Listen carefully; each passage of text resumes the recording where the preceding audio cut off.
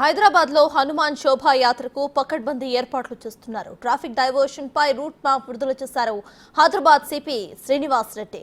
ఎలాంటి అవాంఛనీయ ఘటనలు చోటు చేసుకోకుండా భారీ బందోబస్తును ఏర్పాటు చేశామని అన్నారు. హనుమాన్ శోభాయాత్ర గౌలిగూడ రామ మందిరం నుంచి సికింద్రాబాద్ లోని థర్డ్ బండ్ హనుమాన్ మందిర్ వరకు కొనసాగుతుందని అన్నారు.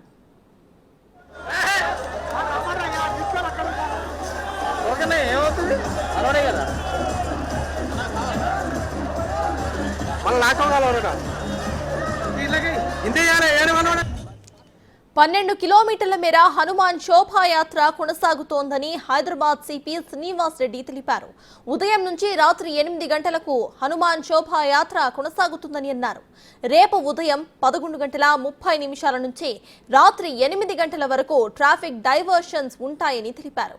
హైదరాబాద్ నగర పరిధిలో మద్యం దుకాణాలు, బార్లు మూసేయాలని ఆదేశాలు జారీ చేశారు సిపి శ్రీనివాస్ రెడ్డి.